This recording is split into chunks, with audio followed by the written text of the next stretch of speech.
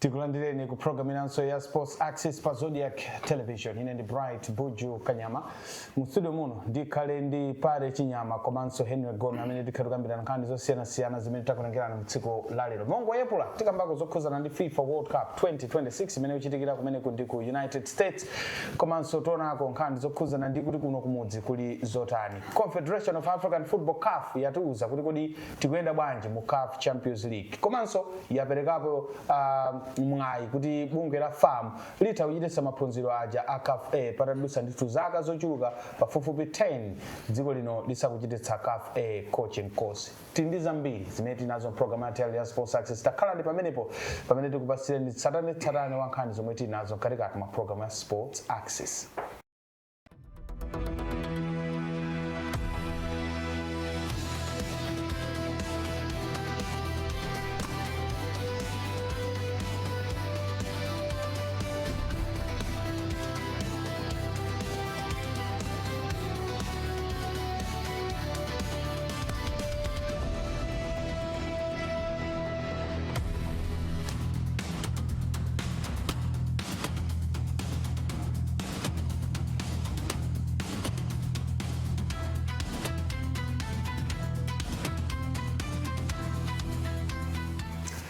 Right, tiyambe tsopano buno lomwe koma tisanalowe nkati mweni mwambo wathu ndoti timapatsa moni anthu amene tinawo mu studio makamaka mu studio. Ndiyambire ndi pale tathokoza pale kuti timodzi program ya Sports Access. Yes, ziko kwambiri kuti tonse tili pano. Khawa zinali zokuti 5 minutes to winning the game basi kutayaso. Itime. Seniko. Oh, shabwe. Gome, tathokoza kwambiri. Arsenal top. Yeah, nakatize kukumbusani kuti we are the champions. Yes, we are the champions of England. We are the champions of league. Yeah, mukumbusana. Pazikola pasipano. Chifukwa mwina munaiwala chifukwa cha World Cup inde. Yeah, ndafusa mukumbusana. Mafari kukumbutseni. Inuyo 20 EPL titles. 20 EPL titles. Yeah, uzauza ana kunja. Panopo sikugamba sina bweba. 20 sina bweba na history. Sina bweba nozapa kama mbili. Inuso ni mbili kugamba zimezochitika. The 20 of them. The reigning and champions. 20 of us. The reigning champions. There is 40. 40. Inu ya London muphatikizane kuti mufike papapo 40. The reigning champions. Timu tonse ta ku London muphatikize mu championship ano. The reigning mufike pa 40. And for the next 10 years, tikungonyamula chinthuchi. Matero? Mwana mene mapale atha kuchitira kwa World Cup. Achina Martinelli. Simena kuchitira kwa World Cup. Anaponya ujendani. Simena kuchitira kwa World Cup. Anaponya ujendani unuponya kwa pachira Achina Declan Rice. Simena kuvutira kwa World Cup. Mwana noka zimezochitika. Mwana zipanga translate ku timu. Achina Kai Havertz ngakai atuluka timu ija wasiyambira. Samino watulusa pamene mbiri yawo yipa kwa. Ataponya kumata chinyaso. Okay. Kuti afike kumene makamene vena kufoja iye. So mkoza kuona kuti maplayer athu akushaina kwambiri. Pamene kwina kumadabo kuti kuti alinya kudwa maniyo wanyajo chigolo kodi kudala kumene kudachokera badi. Okay, jambo ndizafusabe tsiku yake kudala kwa kulingana wandi live Arsenal ndi Man U. Arsenal ndi Man U Sidan awawa mndana amafuna mani pamene rival wife etu ndi Liverpool. Kwambira liti rival wa mani ndi Liverpool sana kale kwa Arsenal they cling to a champion. Right, let's start the program now. Officially tiyambe ndi mongo yepula the FIFA World Cup tisanambe kamba zokhuzana ndi kuno kumodzi zimene zipange ntenje kapena kulumanga ntenje program yathu ya Sports Access. Tukamba kuti ku FIFA World Cup sizikuyenda kweni ku matimu aku Africa chifukwa matimu amene tidali nawo kumeneko pafupifupi 9 amene anafika mu ndime ya matimu 32. As I'm talking now tikoza kamba kunena kuti only one team ndimene yafika mu ndime ya matimu 16. The rest of the teams apart from awiri atatu atuluka mpikisano umenewo. Tukamba za Ivory Coast idatuluka, tukamba za Senegal idatuluka, Congo DR idatuluka, Algeria atuluka. So 4 teams are out. This South Africa also included 5 teams. It means kuti ngati kuli kupitirira mwina atatu amene atsalawo with only Morocco. The 2022 semi-finalists ndamene Africa mu ndime ya ma team 6 sizinaende. Sizinaende.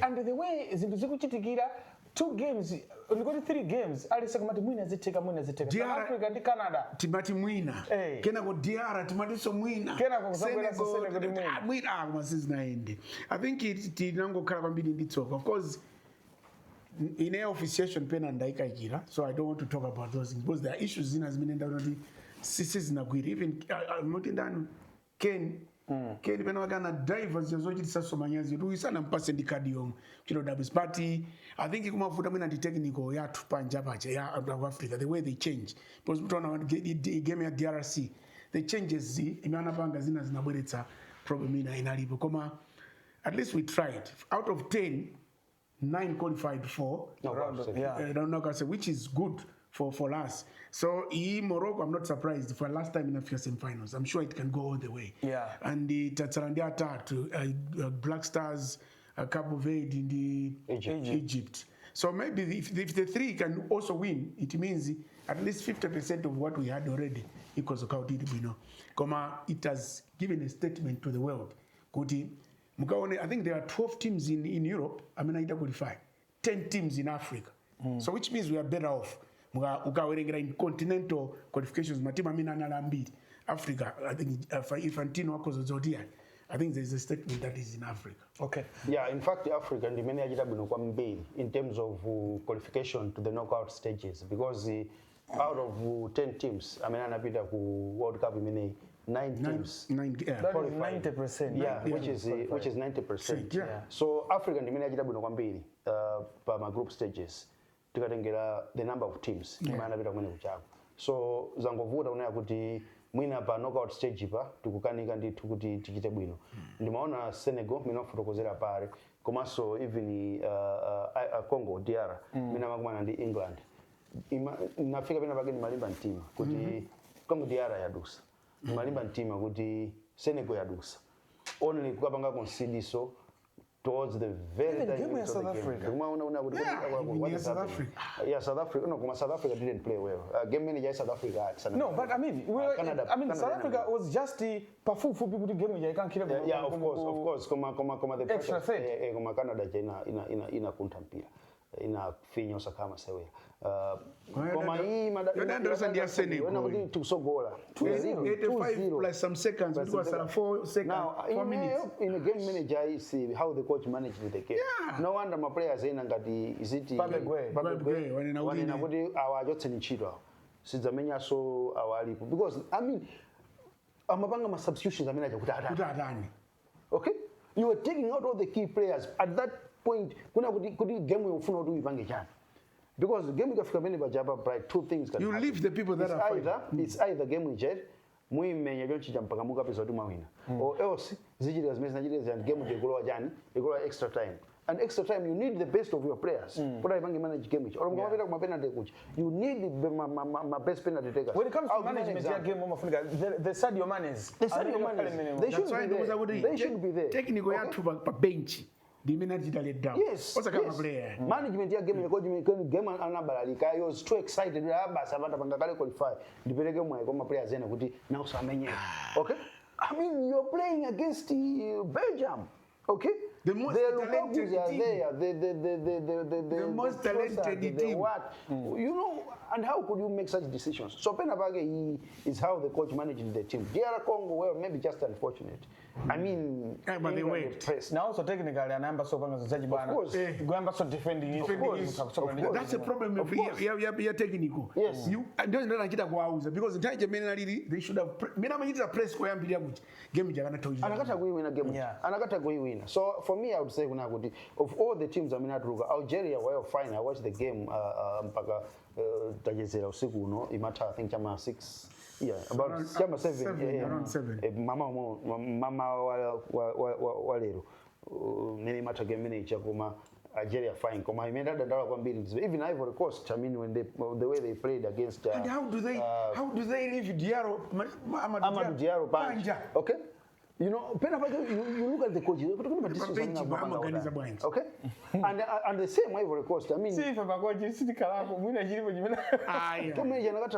Ivory Coast, was it the I've just forgotten the team.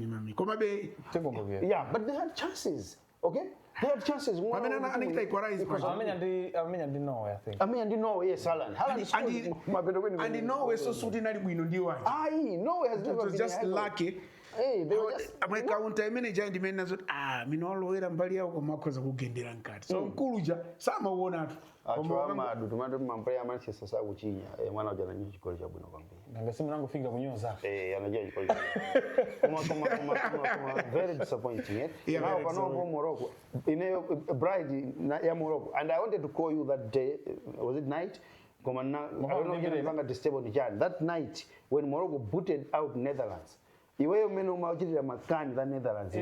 Morocco sika chinya Netherlands. Iweyo panopo. Ine nduma kuzonera kuti. Iweyo makuzo digira nduma kuzonera kuti. Umbono uli kuti. Umbono uli kuti behind the scenes. This is what I said. Behind the scenes. Iweyo this is what I said go. Nakuzonera kuti I said. Morocco ija panopo ili pa size pa team ina ili yonse. This is bange defend. Palibe so azipanga defender tatu. This is bange defend. Iwe ni mbona umukira yonjira magani.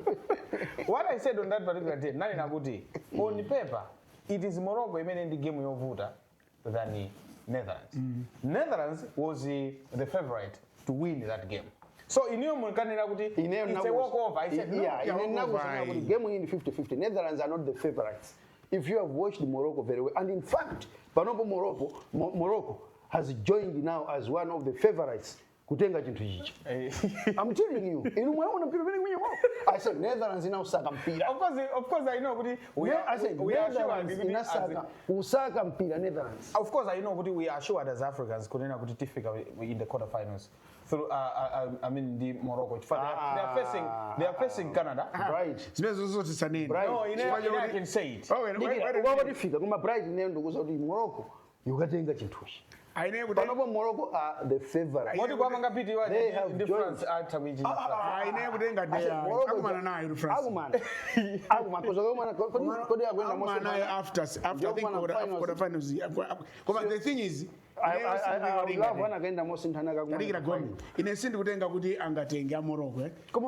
Wait, I'm not saying Morocco singing. So why are my favorites? No, I mean, utandifusa ine ndikuyangana za Argentina. Argentina, France, these two have got a better chance. Portugal. I wasn't impressed. I'm looking at these two. These two can take. So, win at Morocco because we have a number 3 or 4. Because the Portugal, if they can gamble to say Ronaldo Kalagai Banj, if they can gamble that, maybe because if you are focus mbona ngati kumakhala kwambiri pa Ronaldo pai. So Ronaldo sometimes atajasa umamuthalira. Okay, the question is who focuses on Ronaldo? The opponent. Yes. Okay? Yes. So you don't want to have your good player in the field because the opponent is focusing on and that's as a coach I would cherish that. Okay. Okay, yeah, what I'm saying is good. My team ngati mona mena menyera Diarra ndi Portugal.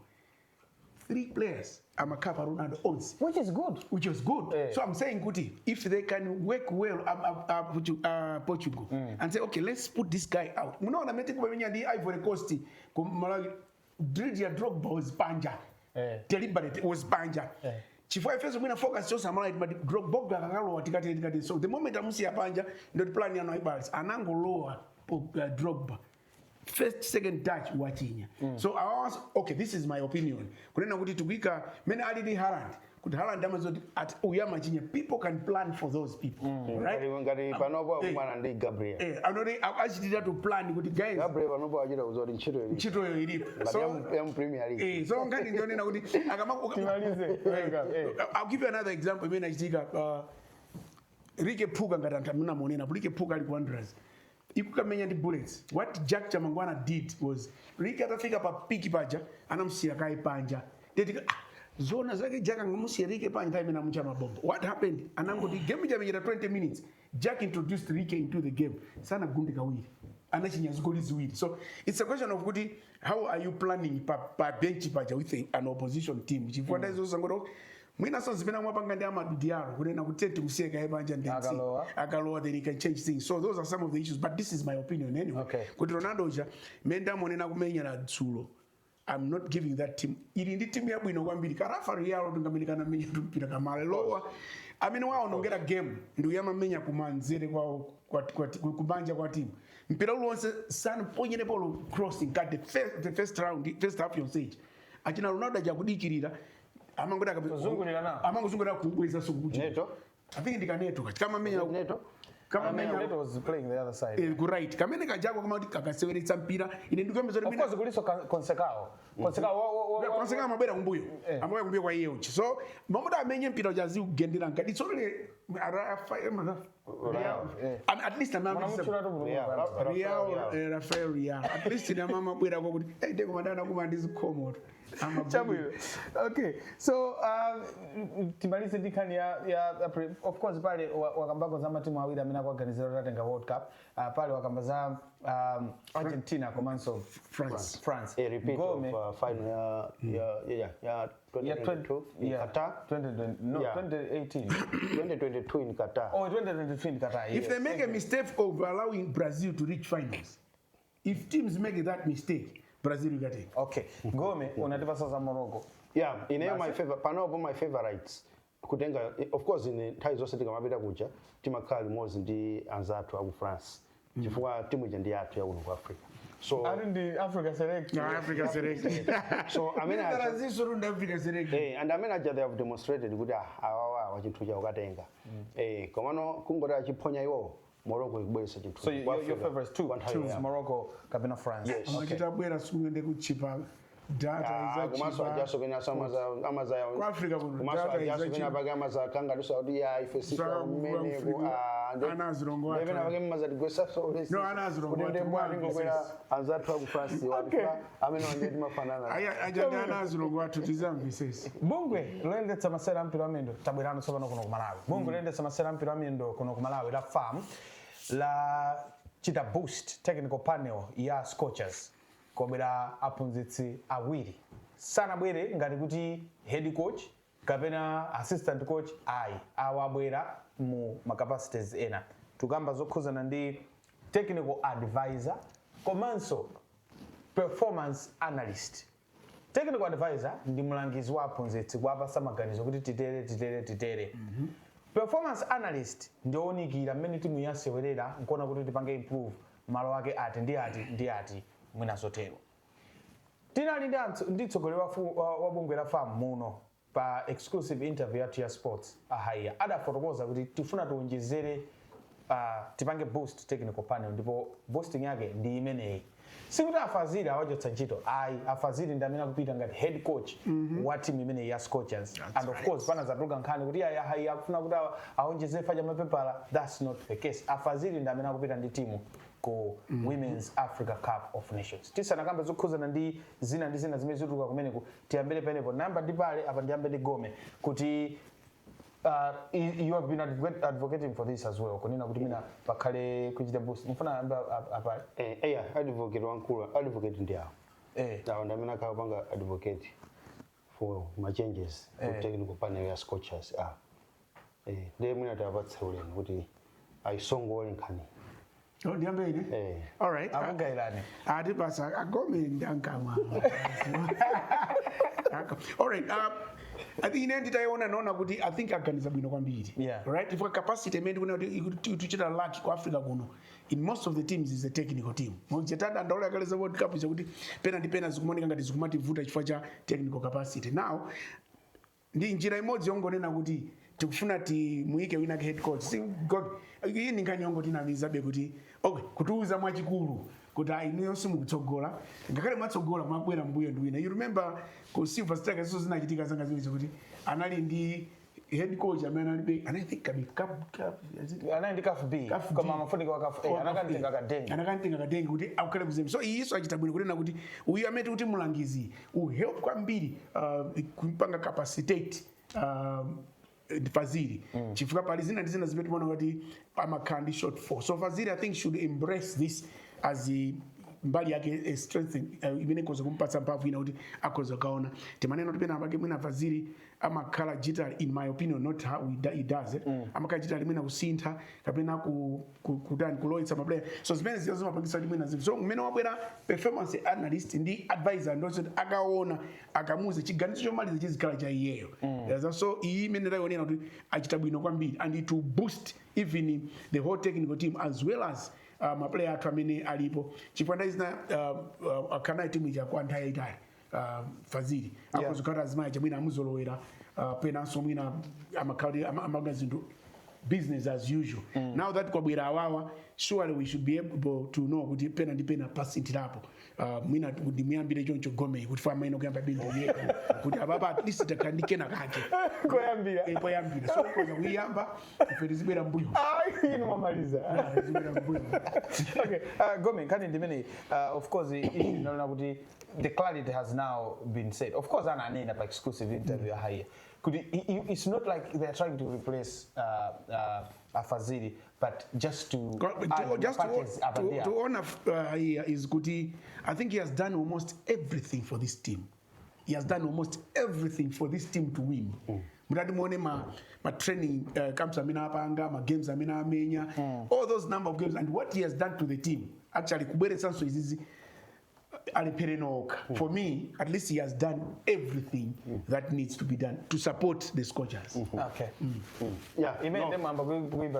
Ndikuzane ndi pale because mpira ababa ugamba za mpira heti ku Scorchers iko. Change yo setapanga. Mene mpira omwe kukhalika kuti kukonzekera team kuti chite bwino chani. Chinjo chikuchitika pano. Sizinachitikepo zimene zimbuyo.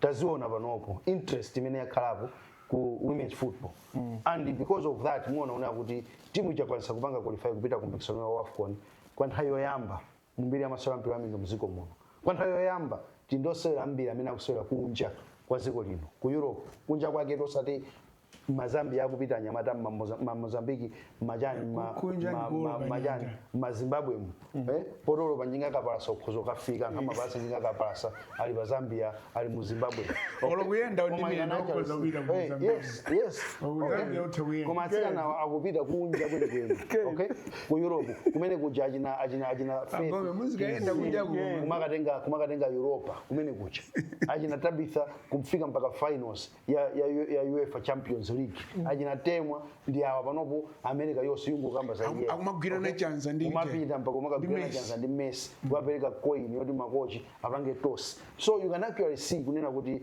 women's football panopo tafika pa level ina yake because and I said this when even 5 years ago kunena kuti kumpira ngati kuta chitike zinthu zazikulu ndi women's football.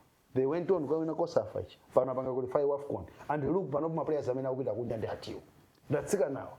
Okay, so there is talent watsika nawo panopo kwatsika na kuti kuchitika zakupi and I said it mboyo kunena kuti ngati pali decision yoti ipangike ndalama palibe koma tifuna timu imenye masewero then Flames ikhale apo azicheza pamene koma atsika nawo anyamuka apita akamenya masewero because atsika nawo ndi amene akuoneka kuti there is potential. Okay, azibambo kumene kuti bwerako kusogoloko tibwerako kuti zambiri zoti zichitike kumene so tiyamikire decision imene apanga Football Association of Malawi kubweretsa Swedish. We know Swedish ambiri tumuziwa chifukwa cha program ya Soccer Africa Super Sport because he's one of the panelists there. Yeah, he's a football strategist and kubwera kwake ndikuona kuti athandizira technical panel imene ilipo ya Love Fazili kumeneko amene they have done a very good job because to qualify the team kupita ku AFCON si chinthu chachifupi yayi ntchito yayikulu kwambiri imene Love Fazili and the team apanga kumene kuchako. So ababa kubwera kwa Swedish ndikuona kuti zithandiziranso kuna kuti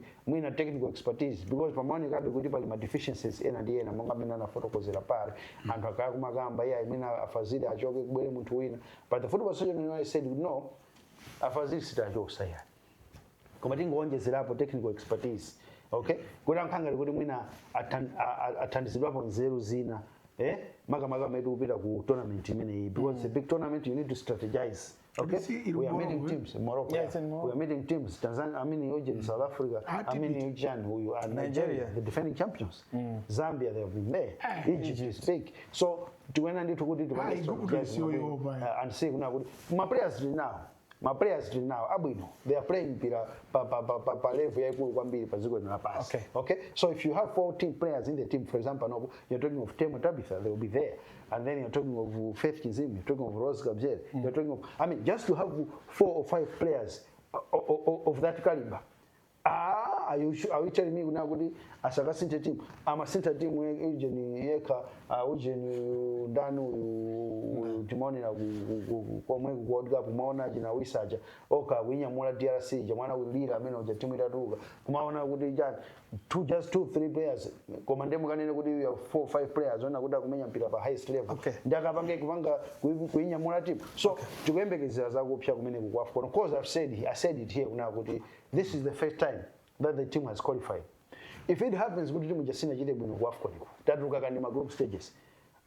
Disability man would hey, Maun, hey, Chan, Palibi. I mean, it's the first time. These girls, Paliba, man, reaching the knockout stages. Paliba. If we get out of the groups, we figure knockout stages, I mean, that will be okay. Okay?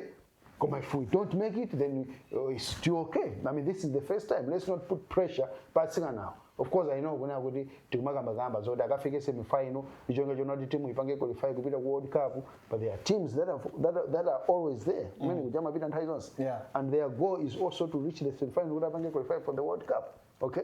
So if you're sitting I'm calling that good TND experience but anyway, the tournament, we are also going there to compete. But if it happens, good winners are voter. I mean, this is the first time we should appreciate what the girls have done. Now, talking about my players, Tindo said, I mean, probably a bit of a dilemma, Kumbali cousin and these coaches, I mean, the Asimenya Sumaga. Asimenya Sumaga, the Osera, I mean, Amatamanga.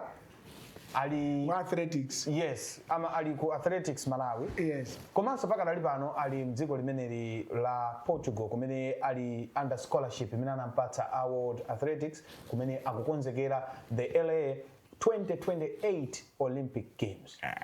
Kumeneko ampatsa mwayi kuti atha kwasira nawo ku Commonwealth Games. Koma kumene chimene apita ku Portugal it's not the Commonwealth Games, it is the Olympic Games.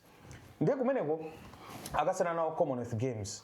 Ku Commonwealth Games akuyamba masiku amene akukhulana ndi masiku amene timu ya dziko lina Scorchers igakhaleso ikusewera ku Morocco. Masera amene atakukhudzika kwambiri ndi oyamba amene timu ya dziko lina Scorchers ikasewera chifukwa adzalowa mkati mwa masiku amene iyeyo adzakhala kuthamanga kumene kundi ku Scotland.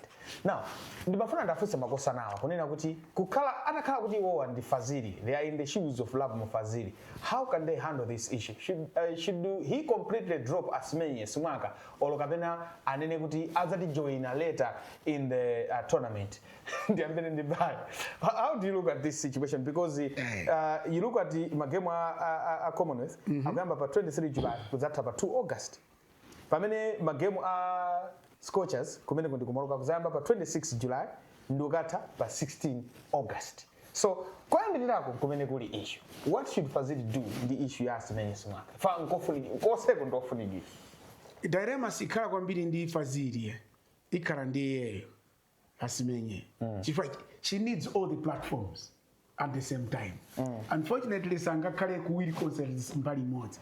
So if ndikanakhala ineyo ngati ndi Fazili, chimene ndikanachita was kumuza. Do we need Asimenya? We definitely do need her. One, because of her endurance and speed and to me in Nigeria, at least the height here huge. Nigerians we can match. And the background there kunchito work in terms of strength and stamina, we need her. But unfortunately, game may not have missed the to kumfuna kwambiri because Zambia is not an issue kwambiri. Why I'm saying it's not an issue kwambiri is because your ambiri makes a lot of sense. It will give us a direction. In a way that Zambia but they failed to beat us. You remember? So because of that background, Zambia we can actually beat it. Zambia cannot match us. Because in the background Panoba, I think they have passed their prime. Barbara is doing well. He's the top scorer. Yeah, but if you look at the two, I mean, we should now compete. Tema and Tabith and her. at least atwali bwino Uh-huh. kunena ndo In your opinion. in my opinion and kudanaji ndinamona anabwera I think nayenso kuoneka ngati pesi kumutera so mwandifusa makamaka zawo cheni kuti game yoyambirirayi it's unfortunate isakhalapo asamudrope amsiyebe in the team in case titachita progress tikamenya game ikuti next game kananga kwa ikutapa 16 awafumi akoza kudzabwerabe Because that's what I wanted you to yeah apena ya abwerebe amusiye as fa alipo mu provision no squad. asamsiye for me asamsiye chipuka chances I could be akoza zapezika putaonapo maplayer ina but I mean they have to assess her kuti kudali in good form for kusakupanga za mpira kwa zotama bwana mtu uja mpira amamenya kumpira uja mafunika fitness mpira ulimo kale mwa iyeyo inu simunamwonere ni Tintawali akungochokera kwera ndege kumpasira jezi pa airport ndikuvala uzamfira mu stadium when did they assess him pale anthu ena safunika assessment you want to tell me kuti atanda kwera asimenye wafika pamene pa you want to tell me kuti mzampanga assess asimenye kapena atade wobwera temwa the last day kapena Tabitha do you want to assess them utobwera kuti so zina let's be honest or you madisi amamenya zitipi mazeti do you want to assess those guys you only want to gel them into the team Okay. ikakani ndione not akabwera how do we gel them ndi anzake Okay. but in terms of technicalities and strength and everything else fanye chimene ndikunenera chonena kuti ukoko asimenye sikuti akamenya mpira and she's been there for quite a while now I know. maybe kwadusa miyezi iwiri sakupanga za mpira akutamanga so that's why ndagwisa chili chizungu cha assessment kuti amuone kuti is she match fit ndi zina zote okay tadikira that time fitness ya muntu she's even over fit ipano fitness ya muntu yo ndiyanena kuti sikuti koko wangokhala kuti ali holiday yeah match fit tu ndionena kuti atakumenya mpira awo exactly she's over fit yeah I know Panopo she's over fit Gome how do you look at this dilemma for in me terms of finally Yeah. asamuchite drop Okay. if there is an opening kuti akoza kubwera let her come Okay, Gome, how do you look at this? Afazili atani nayo situation chifukwa in the scholarship and it's good for her. it's good for her good for the country Yeah, and the national team also ikufunikira. yeah even go Ojen ku Commonwealth akuyimirira dziko Yes. yeah so I think it's good kuti madeti wa kusemphana chifukwa kodi fix yayo yamba tikumenya pa 20 ya when is our first game against Nigeria I think it's the first game by 28 pa 28 July should be and then the second game is ability because I think she might only miss one game yeah. it's just one game yeah so you are talking of 3 we are assured of 3 games Yeah. because mu group stage tikamenya ma games atatu kwina akuno zizikaoneka tikachita bwino pa group stage iyo kuti tikupita no kusogoloko so if madeti wakumpanga allow kuti akhuza kusamenya bemina the next 2 games or game imos then she should be maintained in the squad because iye uja amathandiza kwambiri and pace yabwino kwambiri naona game imene na menya ndi Angola I think Angola. imene napanga qualify kupita ku AFCON I think She played a very big role. ndamana peleka ma assist I think ngatisa kwakwisa The game yaba. Yeah. no ma assist was mena amaendera mejo ngati fisha yeah so the player nakuti tikumfuna bendi kwambiri mtimu she's one of the key players mtimu cha so I think the technical panel should maintain her in the squad and immediately akamaliza uko Commonwealth iko she can fly in ku Morocco uko and join the team and ukoko ndege ndizabwino yeah and join the team transport ndosavuta siyo kupa kundikasikira pa tanki ndikukupa ndikasika pa chingeni ukoko ndikukupa kamozi ali mu Morocco Okay. So, kandi mene yokhuzana ndi timu ya dziko lino ya coaches imene ndithu ikonzekera kupita ku mpikisano umene wa AFCON. Now, tidakali kunkhani zokhuzana ndi mpira wa miyendo Confederation of African Football CAF kwachitika zinthu ziwiri of course tingo zikamba zinazo tione kuti tikambe motani. The CAF yapereka ndithu at least mwayi kuti mwina kapena tikwanirisebe kukonza bwalo la bingu kuti livomerezedwe kuchititsa host the Africa Cup of Nations ya qualifiers amenewo a 2027.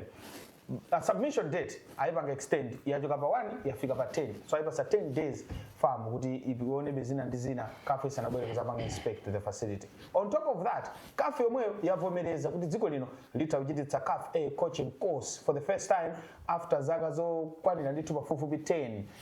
The last time we did that was in 2016 but in 2026 ndiye tukamba motero kuti pakadali pano zikuoneka ngati titha kukwanitsa tsopano kuchititsa CAF A with our own manual imene achita develop anthu osiyanasiyana kuphatikizapo Captain John Kaputa ndi kampani yawo tichite motero mwamsangamsanga nthawi sili mbali yathu tithamangire kumeneko kuti khangati bingu ija zili motero komanso tindi nkhani yokhuzana ndi CAF A coaching course pale mwamsangamsanga zoyi. I think challenge imene tingakhale nayo kwambiri mwina ndi ndalama zoti tikonze chinthu chichi unless kuti pampayokha maybe capacity ikhoza kuwavuta ikungofunika kuti achite ndi agangata pachenda sports yeah minister because in these 10 days at least atafunafuna ndalama kaku corporate road kaku treasury at least tikonze zimene afifa amafuna kanda CAF zimene amafuna because those guys don't play sizija zoti zikakanganyana kuti ya ife game timenyera bepompo akanena kuti no so zikungofunika kuti tisapeza ndalama ngati dziko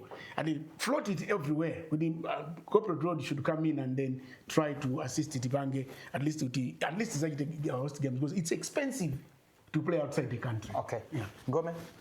Yeah, I mean he's nakambakale kuna kuti bwalo lijese kuoneka bwino ndimaona games amene asalira cha kumapeto kumaka air totopoita I think those were the last games amene anasalira pa Bingu Stadium. Bullets ndi inazamenya bullets ndi community air totopoita ane pamane pali magame awiri komano pale akunena so pa masters umagwisa ntchito the same atata air to panazaba air masters masters kumenyera pepa andimamenya madzulo ndonena game yomaliza imene taswera pa Bingu ndiyoti ndi ya crack ya masters ndi crack imene magetsana team komano nazaona kwambiri ya masana imene imamenya bullets ndi ekhaya kumasosiko ndi Brigos pamachita oneka pa pitch paja kuti sipali bwino yayi pamaoneka ndithu magapu maoneka udzucha ngati kuuma chani so I think kanchito kalipo ndithu ndicho mene apangika ndi yabwino ena kuti atseke bwalo lija panopo lisagwiritsidwe ntchito ndicho ngachona kuti ali konse the involvement of Football Association of Malawi is because Football Association ndi mene imazowa ma standards amene CAF and FIFA amafuna kuti bwalo likhale mu state iyi kuti likhale lovomerezeka kuti masewera mpira asoledwepo that's why they are coming in koma nkhani ya ndalama kandi chani we are expecting kuti the ministry apange provide ma resources onse amene akufunikira chifukwa bwalo lija ndilawo and ma games akamasalira pene pacha iwo aja amatolerapo ndalama and in fact ndalama imene imapita kumene kuja ngati anyaka ya bwalo zimakhala zofana ndi zimene matimu akutenga okay so ndalama zituluke bwalo lija likonzedwe bwinobwino our Football Association nkhani yawo ndiyo ngounikira ona kuti apa titere mwina mabenchi wakhale apa izititere pabwalo pakhale chonchi zilizi because ma standards anake ndi atiwo ndi amenewo koma kubomako ndalama tulutsani kuti ncholinga chona kuti bwalo lija likonzedwe bwinobwino akamabwera awakafu zikhale kuti chilichonse chili mchimake guys going forward bwalo lija tisamafikenso pa stage yona kuti akuti titseke ncholinga choti tikonze chifukwa kubwera inspection chifukwa zimene zimapangisa kuti tiyeni titseke it means kuti bwalo lija silikulisamala for bwalo lija linakhala kuti tikulisamala continuously sibo zikumafika point yona kuti ayi titseke ncholinga choti tikonze chifukwa kubwera inspection pali nkhani zambiri pepacha ukapita kuma toilet kuja still an issue kumakakonyasa zinthu zina zikhabe zikubedwa zikukirabe kubedwa we have made recommendations koma zimaoneka kuti zikuvutabe zinthu nkhani yake mukapita pepacha amakuza ndi ndalama onjezerani security personnel during match days kuzikhala anthu okwanira kumene kuja to make sure kuti zinthu sizikubedwa to make sure kuti kuma toilet kuli clean kuli chani bweresani ma cleaners ambiri pakani chani nkhani yake amakuza ndi ndalama so chinthu chiche chikuoneka kuti kasamalire kakuvutabe ndikana nthawi kawiri tikumabwerabe pano kumene kuti atiyambetatseka mwina tikonzanso idzafikasoyambetatseka titani so I think there has to be a way mbuyo mpabwera ma suggestions okay from my minister amene apita mbuyomu I remember nthani yake ndakakumanapo ndi Francis Kusaira nthawi imene ali minister of sports office kwawo he made very good suggestion I know we are thinking kuti mwina tipange privatize kuti mwina tuone kuti or mwina ndalama zimene zipangidwa paipa zizitsalapo mpaja and so on and so forth very good suggestions but zonse zimakhala kuti zingothera mazira so mwina andona amene alipo pano honorable Alfred Kambata akhoza kuganizira mbali imene yoona kuti mwina titapempha kubomako kuti tisinthe kuti mwina ndalama zimene zikupangira paipaja zizikhala pene pacha nchiko lero chinthu chija chizizipanga mani no ndalama chimapanga phindu chimeji nde chimapanga phindu chimene ndingakuze chona kuti pale ma games amene amasewera pamene pajapa national team yonse ma games tikuswera pene pacha ma games ma cup finals wose tikuswera pene pacha ndeko makuwa makani ma semi final majani ma game akula Bullets Wanderers chani tumaswera pene pacha ma cup games tumaswera pene pacha now Bullets Wanderers game ga Silver Wanderers ma cup final majani chani wa move zote revenue mwina yapita kwa timu tikapanga pepa japa nopo mafika mwina 100 chakuti million 200 million imene yapita kwa timu ya sala pene pacha mwina kuzuka 30 million or 40 million thereabout magame amene acha a national team saka salary mwina imene ya sala pene pacha mwina 15 million or 20 million thereabout. Now monthly allocation total allocation imene bachoka kuboma kupita pene pachapa against drama zimene chinthu chachikupanga zimapesera ona kuti drama zimene akuchipasa ndi drama zimene chikupanga akuchipasa drama zochepa kuweza drama zimene chikupanga. So if we can say kunena kuti drama zimene chinthu chachikupanga zikapo mpacha zigwa ntchito pompacha chinthu chikochisamala then ndikuti drama zo zikhoza kukwana chimapanga phindu phindu nomani munivesese apa drama zimene chimapanga chinthu chicha Bingu Stadium zinati zikhalapo mwepo zisapite kwa account number 1 kuti azanyotsoleranso zochepa kusiyana zimene chikupanga zikhoza kukwanira kuti chinthu chachizisamalira chokha. abale fusoro mweroso inosaniraza chuma chimapanga phindu chimene I don't think so. Sichimeke sichipanga phindu chifukwa okay one complex thing ndi chinthu cha mwini wake ndi ndani Boma. yeah Boma we've got that's why it's complex.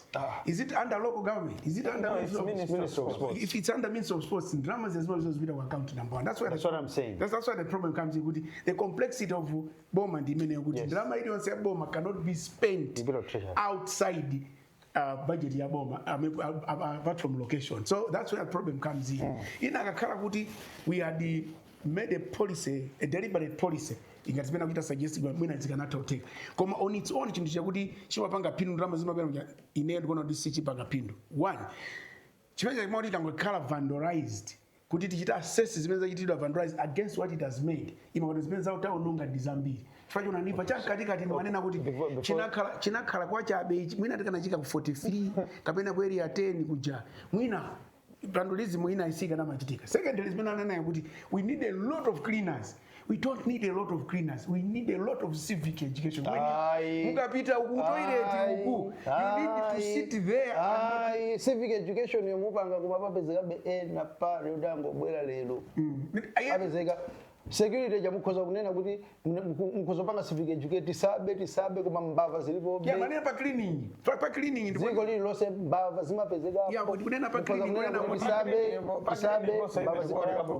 tipange clean yeah that's what I'm saying we need better government we need a lot of ngati mafunano pakhale no but how has Rwanda managed this sure Rwanda managed what in terms of Rwanda kabina Rwanda the country okay. How has it managed it? I've been there. Yeah. I said the country is very, very clean. Because Antoine Passamante, we na kaunati clean. Okay. Amenesa kupanga buzevu malamulo amene amara. That's what I'm saying. Government radikira guy. Antoine malamulo amatokhala. Koma do you need the malamulo tukaloweka in a washroom pakana munthu akulonde?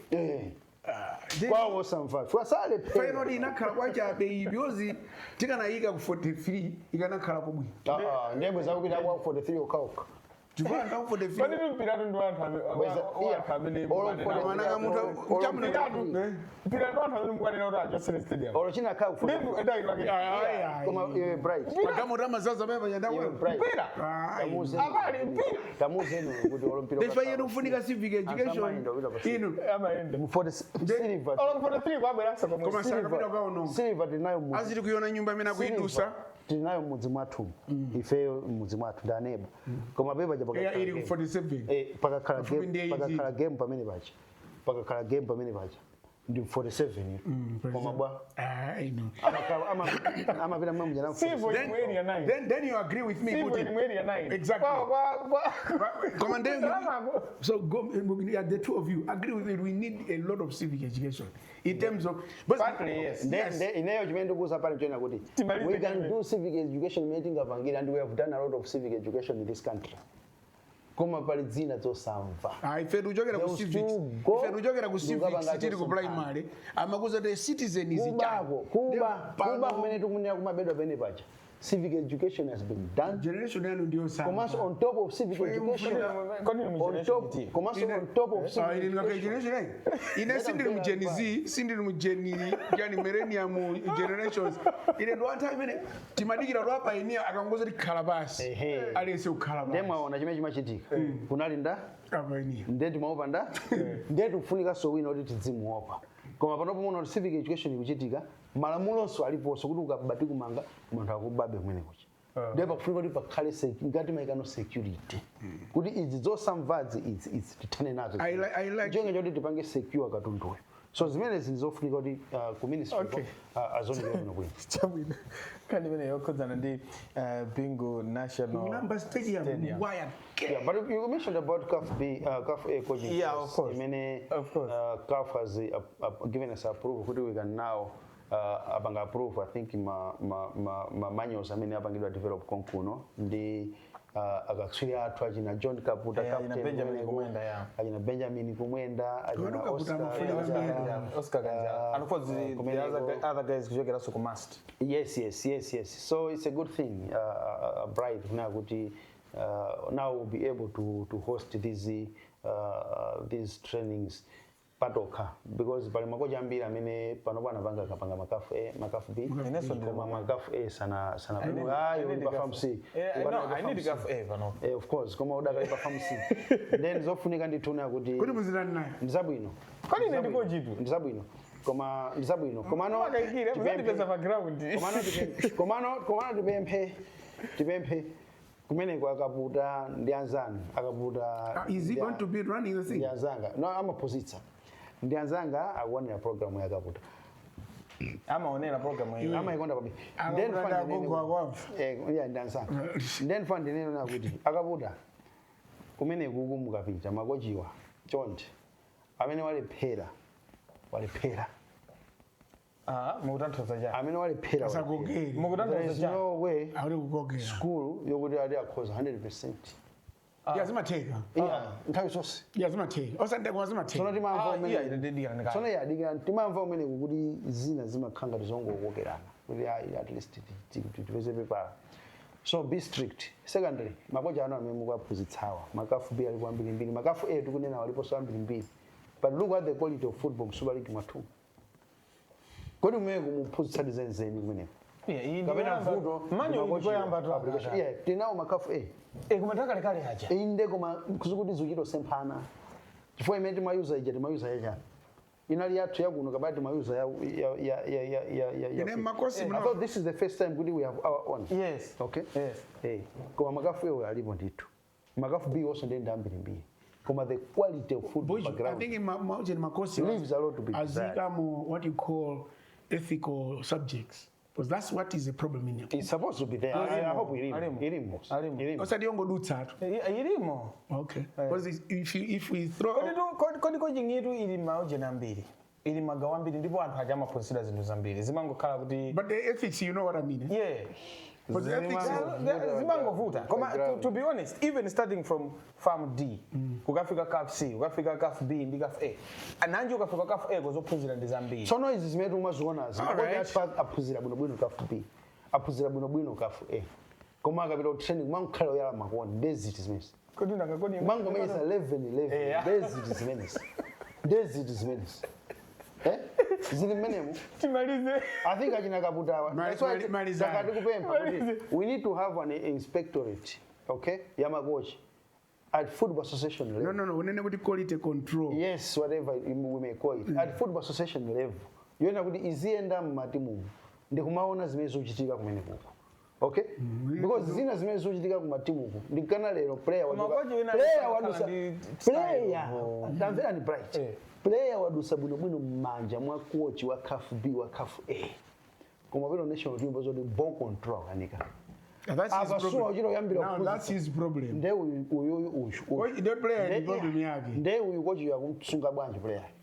You have a problem yake. Control. Timalize di ma games amene achitika ku Botswana mamsanga fa kumeneko kuli matimu adziko lino ochokera msukulu zapa mwamba kapena kuti ma universities, ma college ndi zina zotero magame amene wa amacha kuti Kuksa games akuchitikira ku Botswana. Sizi kuyenda ku matimu a dziko lino ena kupatula kumina ya mpira wa miyendo chifukwa ya mpira wa miyendo ikuoneka kuti zinthu zake zili bwinoko yafika ndithu mu ndime yotsiriza koma tikakamba za women's football kumene ku season ayende 2 games kwatuluka zigoli zochuluka kwambiri mtibu wa zigoli. First game anagonja ndi South Africa 12-1 and then second game agonja ndi Zambia 14-0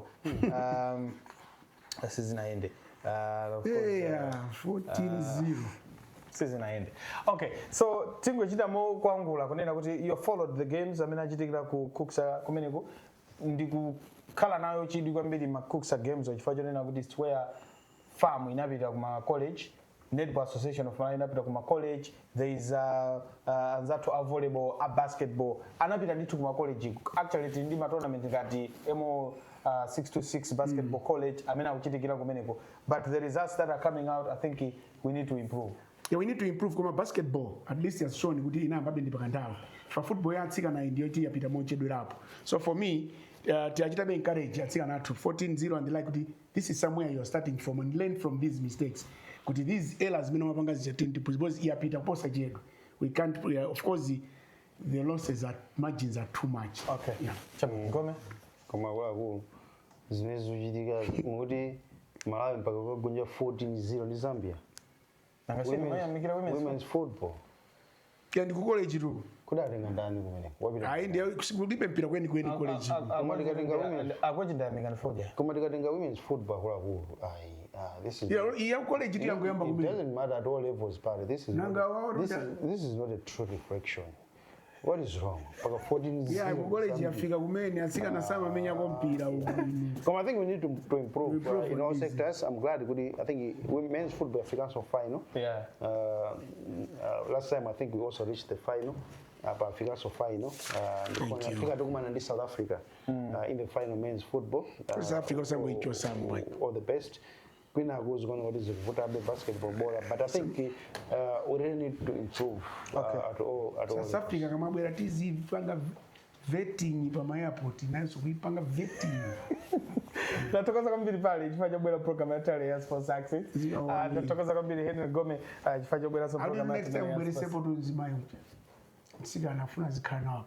Ndani chisomo nyerere. Yeah, of course anafuna za wenga news pa. Nitokoza kwambiri timu yonse imene agwira ntchito kuti tipange program ya lero ya Sports Access. The main producer Tumepoke Mangani. Tiso ndi Buda. Akuti dzina lake si Buda munthu uyu. It's Buda. Anajidonduza jonjo. Akuti si Buda. So Buda azabwere paseli unatazamoni. Komanso Fasadi Menyani amene agwira ntchito tamandika pa TD in and bright Buju. Let's meet again on Monday. This Sports Access of course mina muzakhali ndi Aida Mambazi, but again on Monday Sports Access.